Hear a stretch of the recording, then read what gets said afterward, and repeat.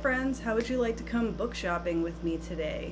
Today we are going to Alice's Haunted Little Bookshop in Mystic, Connecticut, and it's going to be a blast. So let's have a great time.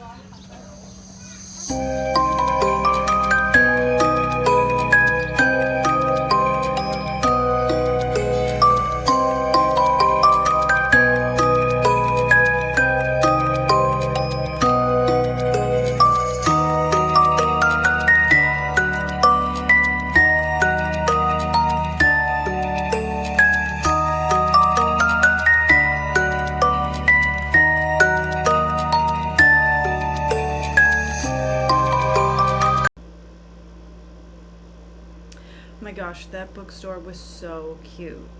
I really loved it. It's definitely worth checking it out.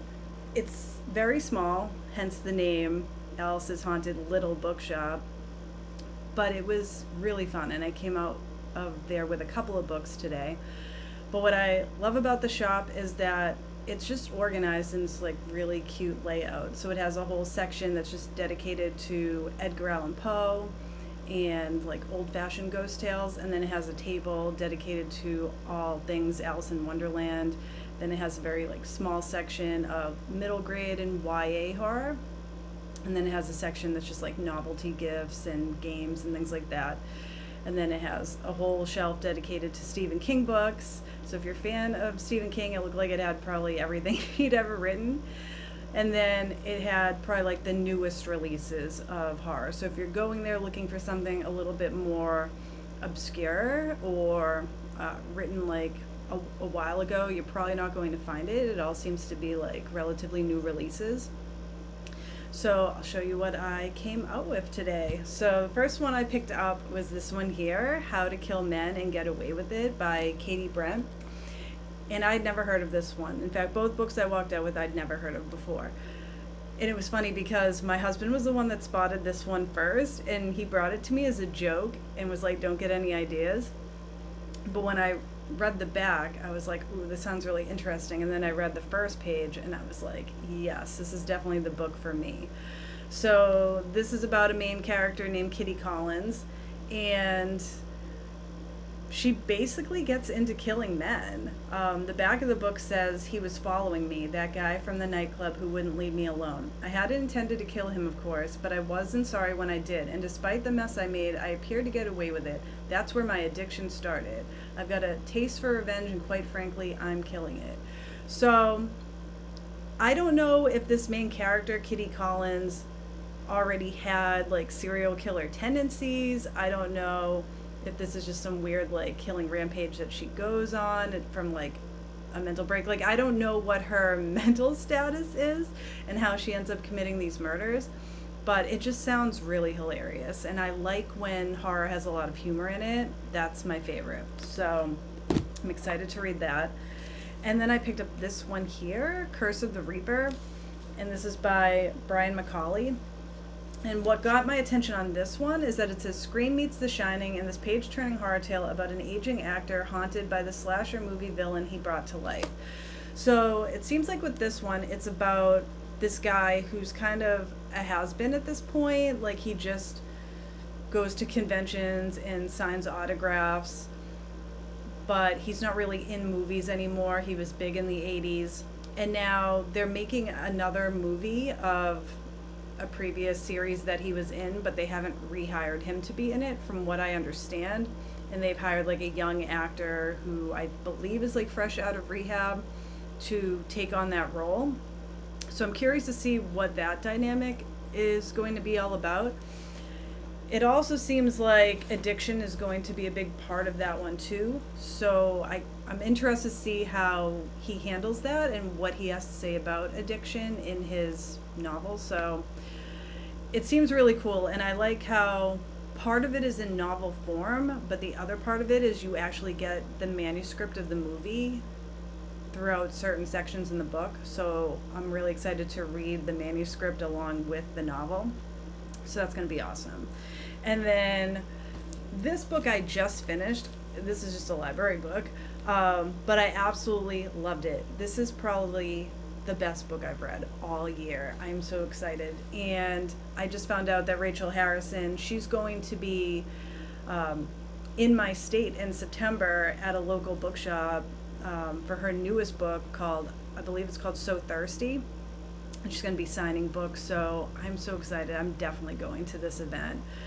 And such sharp teeth. This is more than just a werewolf book. This is incredible. Like, I'm definitely going to buy this book. This is a book I would want to own and reread. And I'm not the biggest rereader, so I have to like really love a book in order to own it, because I live right next to a library. I'm super lucky that way. But this book is just so smart. It's so funny. I love the main character. I loved how everybody in this book was pretty much flawed in some way. Maybe not the main love interest. Like, to be honest, he came across as a little too perfect in some ways, although there were some things that I was kind of like, about the relationship and the lack of communication between them, when I felt like they both know where each other lives. So like, even if someone's phone isn't working or it's broken or whatever, like, I don't know. That part was a little strange, but everything else, I loved it. I loved the relationship she had with her sister and how complicated that was. I enjoyed the complicated dynamics between her and her mother because of some things in the past. She has this almost like this frenemy that comes back, and there's just like so much that she's saying. And I really like that this whole werewolf concept, and she interweaves this with her sister's pregnancy. So a lot of this is about women's bodies and this whole idea about like what we're in control of about our bodies, what we're not in control of in our bodies, and just kind of how we feel about our bodies in general. I love this book. So if you have not read this one, I highly recommend. Even if you're not the biggest horror fan, I feel like this is kind of horror light, because there wasn't anything in here that made me like too squeamish.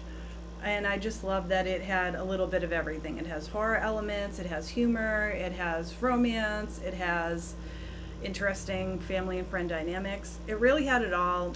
I loved it, so definitely check this one out if you haven't read it. So please let me know what you think about these books. Have you read them? What do you think about them? Knowing my taste in horror as it stands now, do you have any book recommendations for me? Because I would love to read more horror. Thanks for stopping by, and I hope to see you next time. Thanks.